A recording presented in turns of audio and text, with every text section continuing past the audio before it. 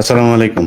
প্রিয় দর্শক, আশা করি ভালো আছেন। আমি আমার ফেসবুক পেজে একটু কানেক্ট করার চেষ্টা করছিলাম, পারি নাই।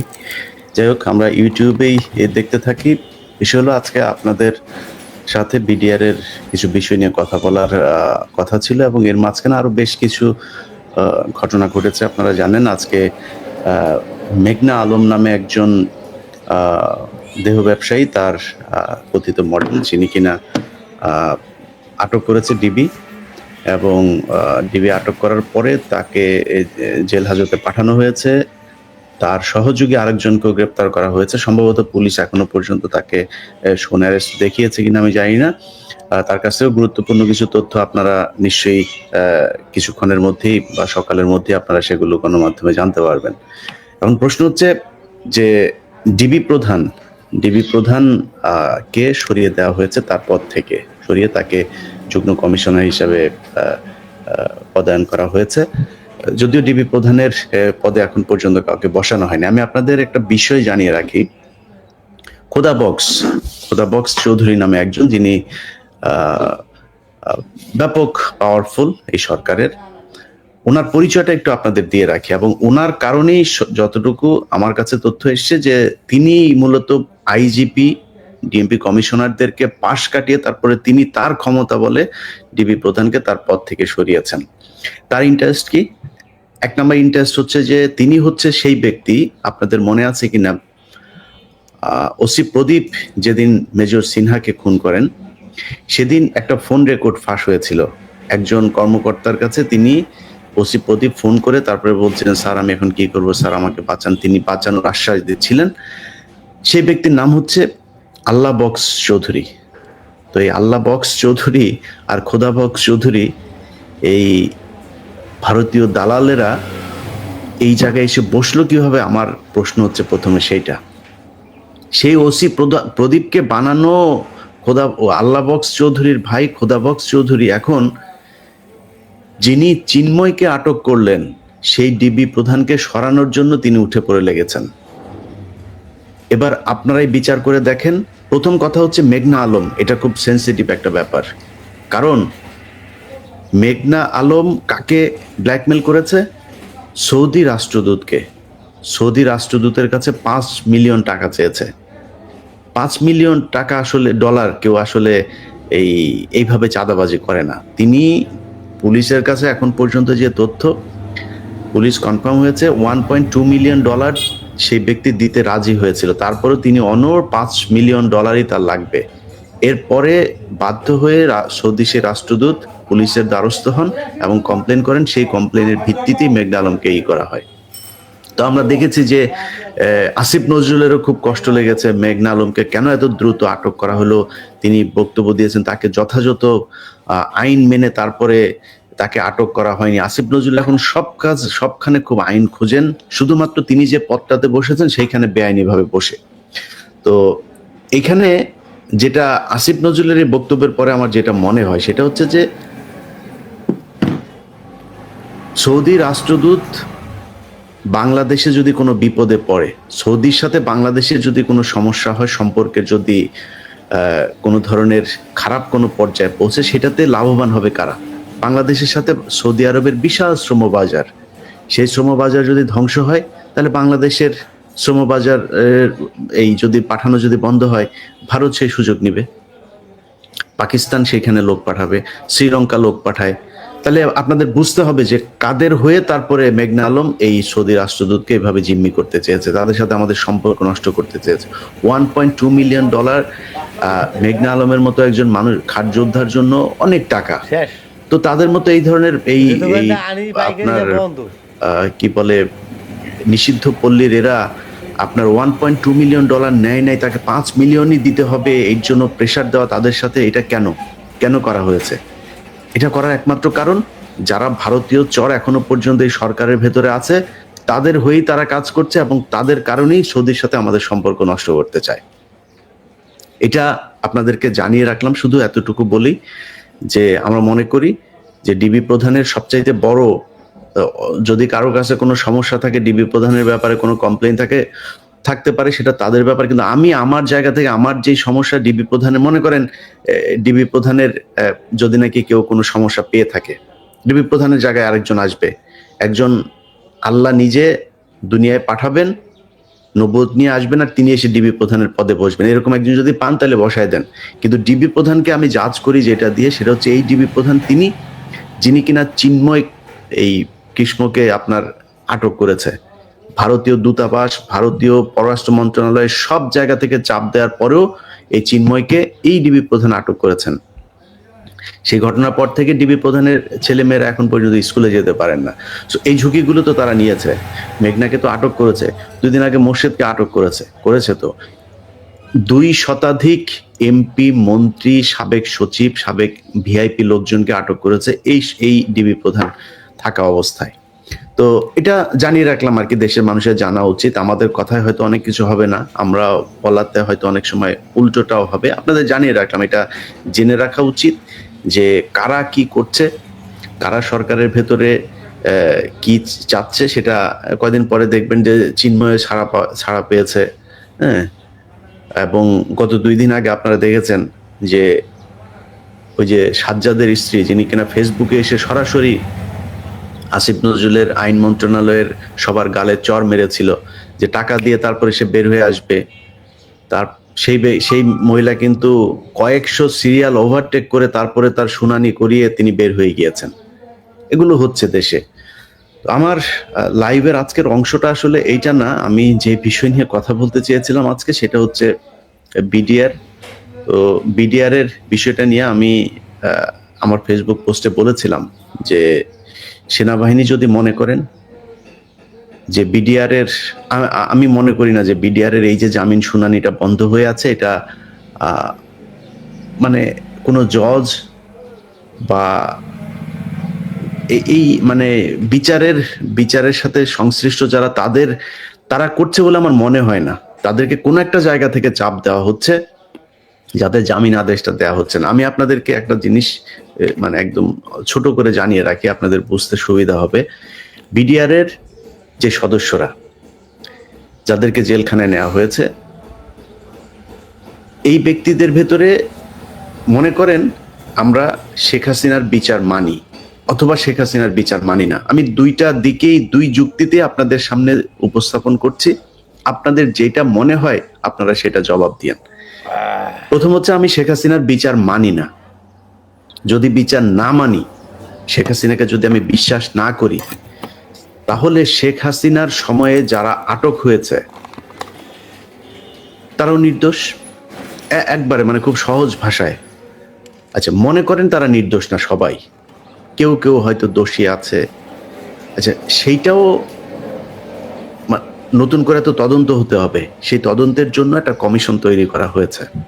সেই কমিশনটা কাজ করছে, আমার বিশ্বাস কমিশন ভালো একটা রিপোর্টই দিবে। এখন এই কমিশনের রিপোর্ট দেওয়ার সময়টাতে সেই মানুষগুলোকে জামিন দেওয়া যেত 16 বছর। আপনি তো জানেন না তারা অপরাধী কি অপরাধী না, মানে 50-50। শেখ হাসিনার সময় এরা কিছু মানুষ অপরাধী থাকতেও পারে, নাও থাকতে পারে, তার মানে 50-50। 16 বছর জেল খাটলো, তাহলে 16 বছর জেল খাটে মানুষগুলোকে আপনি কয়টা দিন বাইরে রাখতে পারতেন, এরপর আবার ধরে নিয়ে ফাঁসি দিয়ে দেন। যদি কমিশন যদি বলে যে তারা আসলে অপরাধী, তাদেরকে ফাঁসি দিয়ে দিতেন। আচ্ছা, তাদের কাউকে ছাড়লেন না। এখন নতুন করে বিচারের মনে করেন শুনানি হইলো, এই পক্ষ ওই পক্ষ শুনানি শেষে আপনি জামিন আদেশটা দিবেন। এই জামিন আদেশ দেওয়ার কথা আজ থেকে 3 মাস আগে বলা হইলো।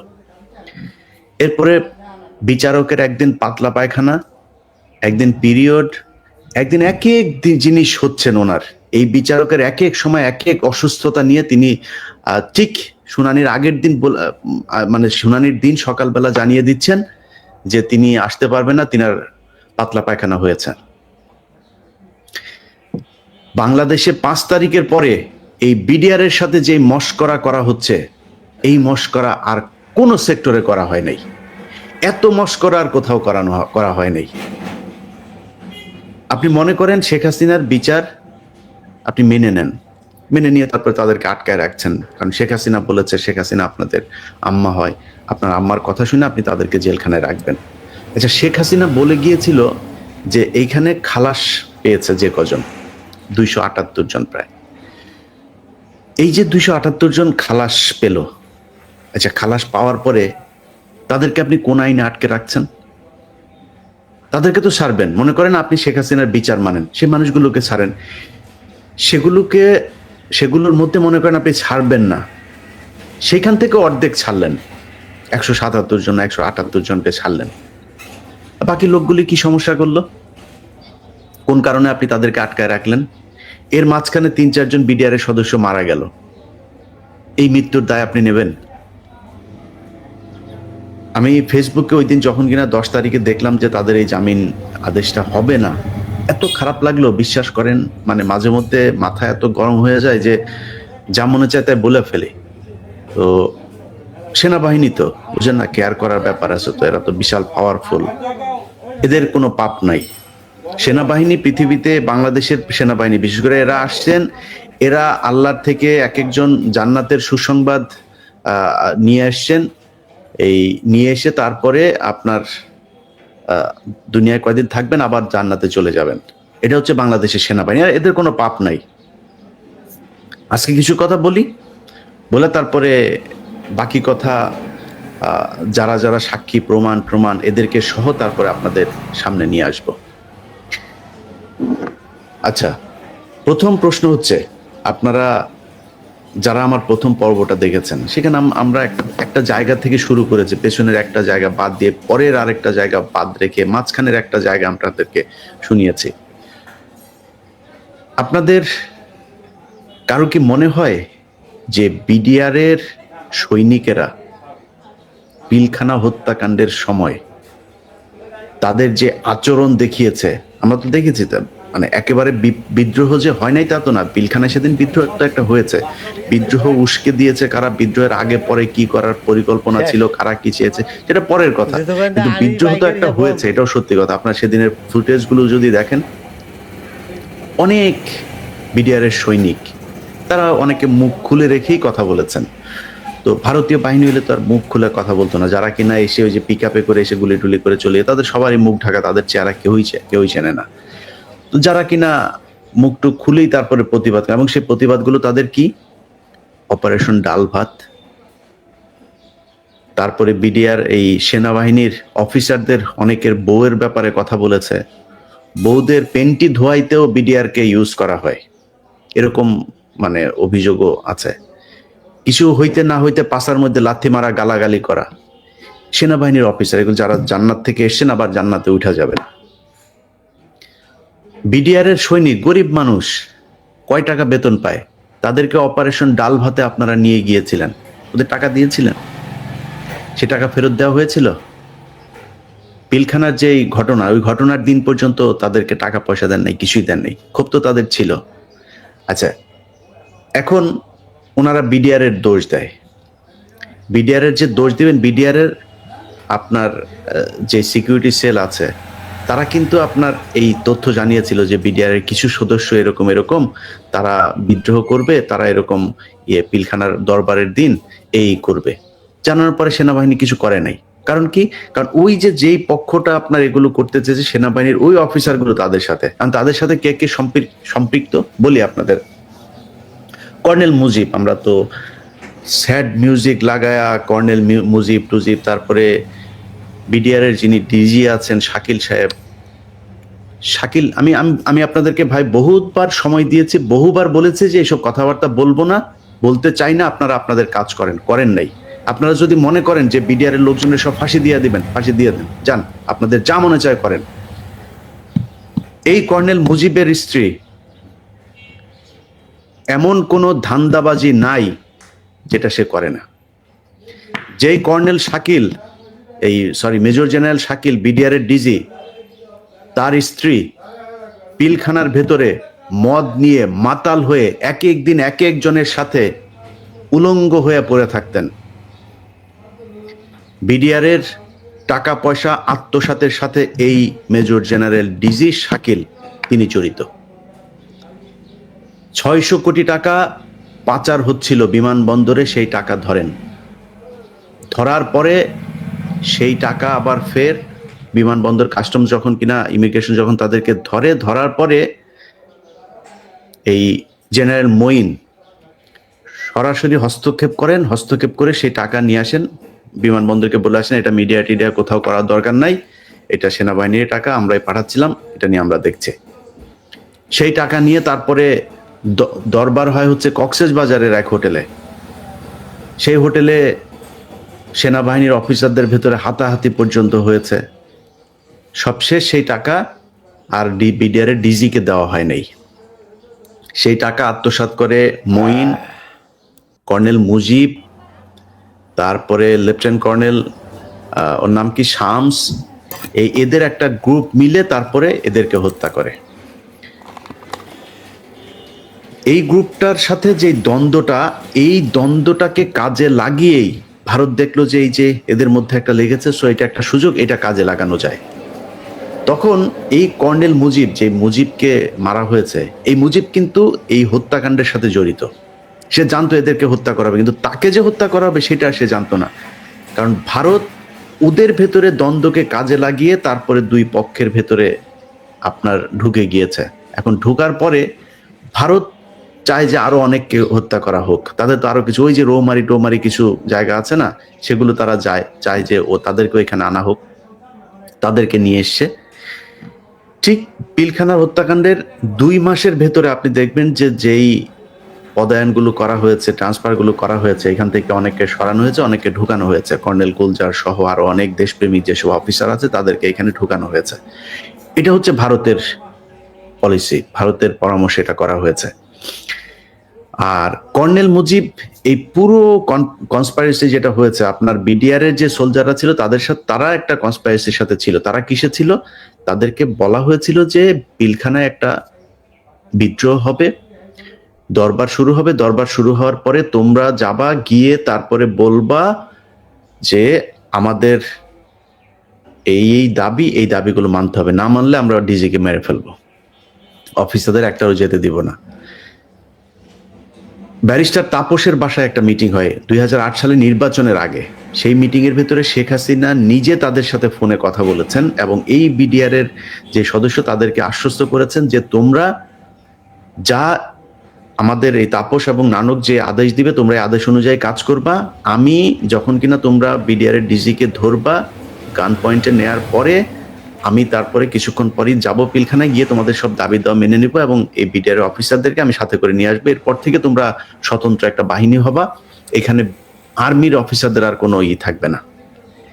এই মূলা ঝুলিয়ে তাদেরকে আশ্বস্ত করা হয়। তো বিডিআর কি জানে? বিডিআর জানে এখানে কোনো রক্তপাত হবে না, কিছু হবে না, যেহেতু কোনো অফিসারের কাছে কোনো অস্ত্র থাকবে না।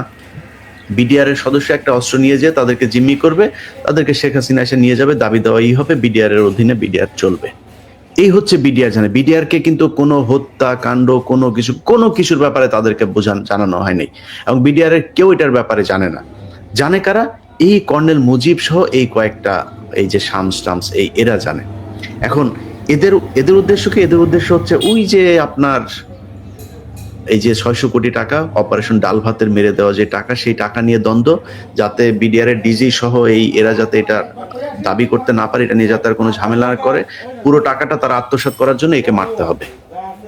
এখন এটা হচ্ছে এদের টার্গেট। আর ইন্ডিয়ার টার্গেট হচ্ছে যেসব অফিসাররা আসলে দেশপ্রেমিক, যারা কিনা রৌমারি সহ পাদুয়া বিভিন্ন জায়গায় ভারতীয়দের বিরুদ্ধে যুদ্ধ করে জয়লাভ করেছে, ভারতের ইন্টারেস্ট যারা বাংলাদেশে বাস্তবায়ন হইতে দেয় না, এই ধরনের অফিসারদেরকে আপনার হত্যা করা হচ্ছে ভারতের প্রক্রিয়া এবং এটার মাধ্যমে সেনাবাহিনীকে ধ্বংস করা হবে, যার মাধ্যমে এই গত 15 বছর বাংলাদেশ শাসন করেছে ভারত। তো এই দুই পক্ষের মিলে আপনার যে পরিকল্পনা, সেটার বাস্তবায়ন হয়েছে হচ্ছে পিলখানা হত্যাকাণ্ডের দিন। এখন মুজিবকে কেন মারা হলো? মুজিবকে মারার কারণ হচ্ছে মুজিব তো জানে এই যে এই ঘটনাগুলো ভারত এবং এই যে পক্ষের সাথে তো যোগসাজশ করিয়ে দিয়েছেন তিনি, যে কারণে মুজিব যদি বেঁচে থাকে তাহলে তো এটা বের হয়ে যাইতে পারে। এটা নিয়ে যদি, এই যেমন আজকের যে ঘটনা, আজকে যদি মুজিব বেঁচে থাকতো, মুজিব আটক হতো, মুজিব যদি আটক হইতো তখন মুজিব তো সব বলে দিত যে ভারত এইভাবে আমাদেরকে ইনস্ট্রাকশন দিয়েছিল, আমরা এই করেছি। যেই কারণেই মুজিবকে মেরেছেন। এবং মুজিবকে কারা মারলেন? ওই যে আপনাকে যেটা বললাম শুরুতেই, যে পিকআপে করে যারা মুখোশ পরে এসেছিল, এরা হচ্ছে মূল কিলার গ্রুপ।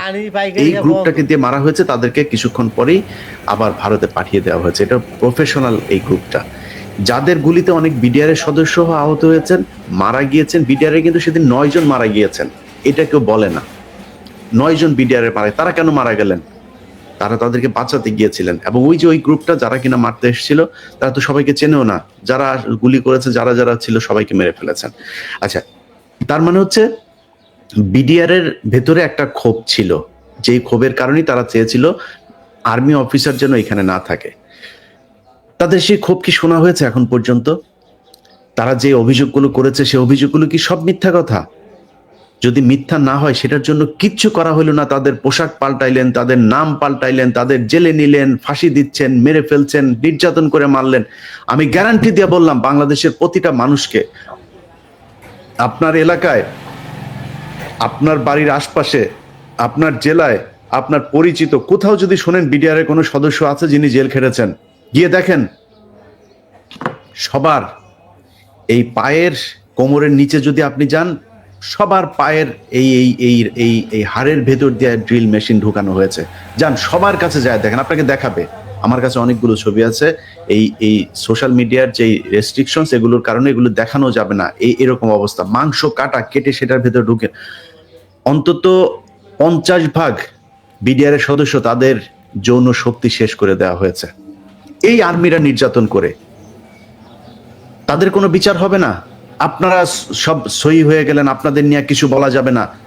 আমি ইলিয়াস যতদিন বেঁচে আছি, যতদিন বলতে পারবো মুখ দিয়া, ততদিন এগুলি বলে যাব। আপনারা মনে করার কোনো কারণ নাই যে আপনারা বিশাল বাল ফালানো কিছু হয়ে গেছেন, যে আপনারা যা মনে চায় তাই করবেন, আপনাদের বিরুদ্ধে কেউ কিছু বলতে পারবে না। আপনারা নিজেদের দোষ ঢাকার জন্য আজকে এই বিডিআর এর এই নিরীহ সৈনিকদেরকে আপনারা মারছেন।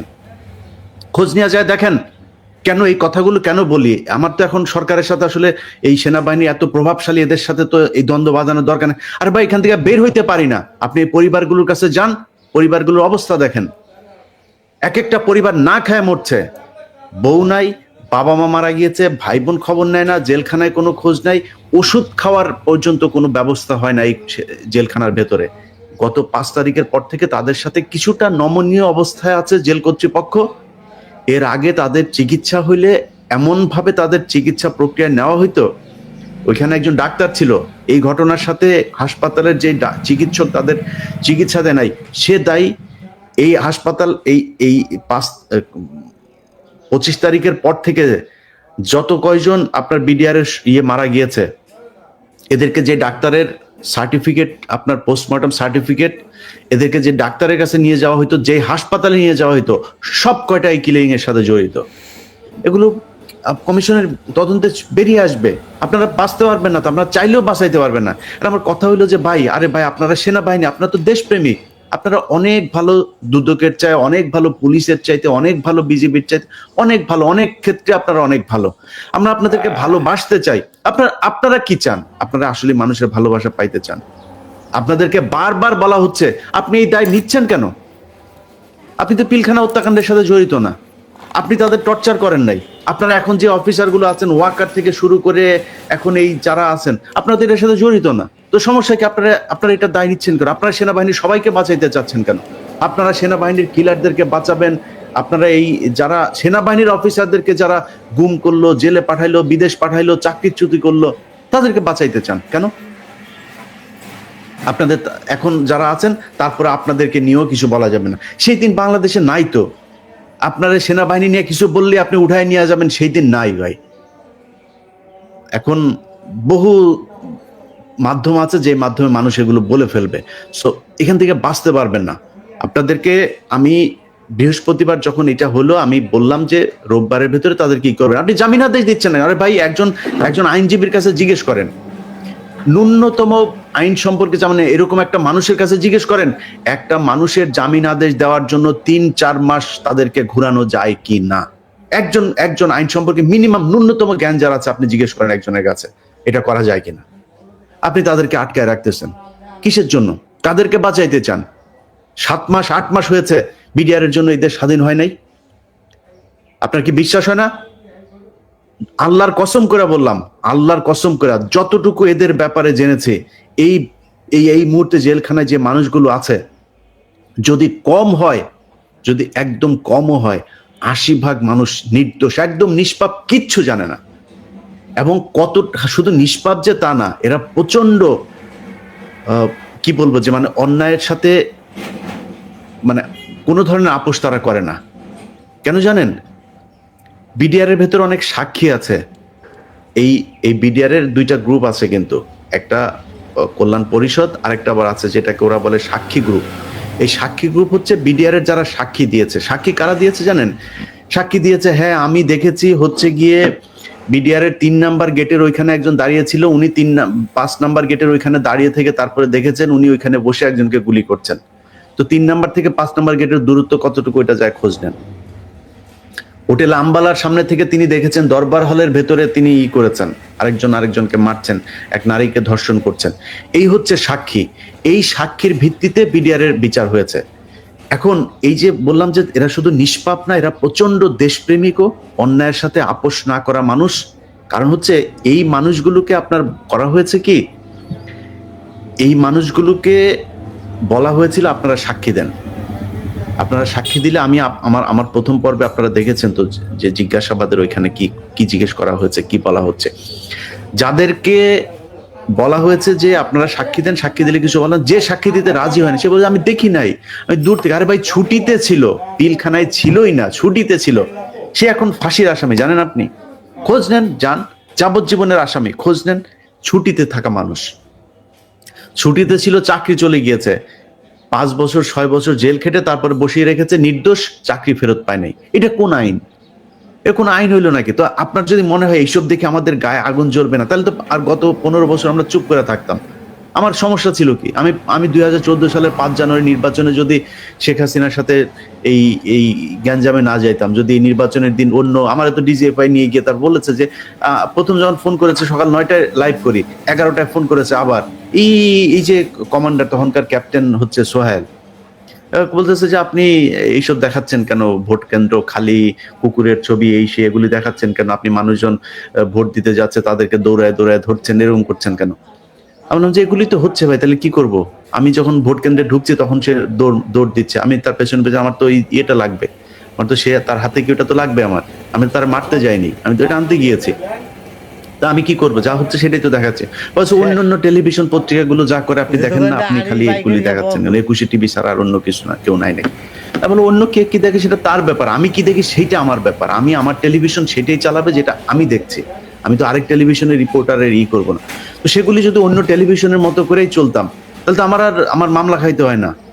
আমার তো 2015 সালে 21 টিভির আব্দুল সালামকে জেলে যাইতে হয় না, তার জেলে কনক সারোয়ারে জেলে যাইতে হয় না, আমার পালায় থাকতে হয় না, পালায় দেশ ছাড়তে হয় না, তাহলে তো ঠান্ডা হয়ে থাকতাম। আপনার কি মনে হয় এইসব দেখলে তো কষ্ট হয় রে ভাই? আমি আপনার পক্ষে কথা বললে তো আমার আরো লাভ। আমি যদি এখন সেনাবাহিনীর ডিজিএফআই পেইড এজেন্ট আছে, কারা আমরা চিনি না, পেইড এজেন্ট, পেইড ইউটিউবার যারা আছে, তাদের মতো যদি নাকি কথা বলে যদি নাকি আমি তাদের কাছ থেকে সুবিধা নিতাম, তাহলে তো আমারও ভালোই হইতো। আমি নেই কেন? কারণ আমি তো অন্যায়ের সাথে আপোষ করবো না, আপনি আমার মেরে ফেললেও করবো না। আমি যতদিন জীবিত আছি এই ব্যাপারে আমি কথা বলেই যাব। এখন আপনাদের কাছে অনুরোধ ভাই, দেখেন যারা মারা গিয়েছে তাদের নিয়েও বাজে কথা বলতে চাই না, আপনাদের নিয়েও বাজে কথা বলতে। আপনাদের এই সেনাবাহিনী এই দেশকে চালাইতে হবে। আমি সেনাবাহিনীর সবাইরে যদি বাদ দিতে হয়, তারপরে আবার ফের সেনাবাহিনীই লাগবে এই দেশ বাঁচাইতে হইলে, এই দেশের সেফটির জন্য। তো আপনাদের কাছে অনুরোধ, আল্লাহর ওয়াস্তে এই বিডিআর এর যেই লোকগুলির সাথে যেই প্রতারণা করছেন, যেই বঞ্চনা, যেই মানে নির্যাতনের শিকার এই পরিবারগুলোর কাছে যদি মিনিমাম মনুষ্যত্ব থেকে থাকে, আপনারা তো এটা বুঝবেন না। আপনাদের এইখানে এই বলে থাকেন যে কি বলে, রেপ করেছে, আর্মি অফিসারদের অনেকের ওয়াইফকে রেপ করেছে। রেপ করলে আমি সেটার বিচার চাই, কিন্তু রেপ করেছেন, যতজনকে রেপ করা হয়েছে তার চাইতে বেশি মানুষকে আপনারা প্রস্টিটিউট বানিয়েছেন। অনেক অফিসার মারা গিয়েছে, তাদের ওয়াইফদেরকে আপনারা প্রস্টিটিউট হইতে বাধ্য করেছেন। আপনাদের বিভিন্ন অফিসারদের খাটে গিয়ে তারপরে তাদের ইজ্জত নষ্ট করেছেন। মিথ্যা কথা। এগুলো যদি চান, আপনাদের লোকজনের বক্তব্য আছে, সেগুলো চালায় দিব। আপনাদের অফিসারদের বউদের বক্তব্য আছে। এই যে এখন পর্যন্ত আপনার মুজিবের বউয়ের কত টাকা আছে সেটা খোঁজ নেন যায়, যাকে আমরা শহীদ বলি, কর্নেল মুজিব, ওর বউয়ের কত টাকা আছে, টাকা কই পাইলো, এই সুবিধা কই পাইলেন? আপনি পিলখানা হত্যাকাণ্ডের যারা অফিসার মারা গিয়েছিল তাদের পরিবার কোথায়? বিচার চান না কেন? অল্প কয়টা পরিবার দেখি সোশ্যাল মিডিয়াতে, আর বাকি আপনারা কই? আপনাদের তো তারপরে দিন ধরেন আমার বাবা আমার ভাই যদি নাকি এইভাবে মারা যেত, আমি তো পরের দিন জাহাঙ্গীর গেটে 5 তারিখে ওই দিনই আমি জাহাঙ্গীর গেট আমি ভাঙচুর করতাম। আমার এই বিচার করে এটা তাড়াতাড়ি। বিচার চান না কেন? এক একজনকে বিদেশে পড়াশোনা করিয়েছে, ব্যবসা ধরিয়েছে। ওই যে আরেক পাটপার আছে সাকিব, অ্যাডভোকেট সাকিব, নর্থ সাউথের এই বাটপার হচ্ছে গিয়ে 2 দিন পর পর যায়া এই বিডিআরদের বিরুদ্ধে যায় কথা বলে। ওরে টাকা দিয়েছে, ওরে এই ডেইলি স্টারে ওরে প্রজেক্ট ওকে এই করেছে, টাকা দিয়েছে প্রজেক্ট চালানোর জন্য। এই ডেইলি স্টার, তো ডেইলি স্টারের প্রজেক্টের আপনি এই হন, আপনার সুবিধাভোগী হন, কাদের টাকা আমরা এটা বুঝি না। এই অ্যাডভোকেট সাকিব যায় 2 দিন পর পর সে যায় ফেসবুকে পোস্ট করে, এই সংবাদ সম্মেলন করে, তোরে যেখানে পাবে বিডিআর এর পোলাপান কিন্তু সার্চ করে দেবে, সাবধানে বাইরে হবি তুই। এরা এও একজন অফিসারের, ওইখানে নিহত একজন অফিসারের ছেলে, বিক্রি হয়ে গিয়েছে।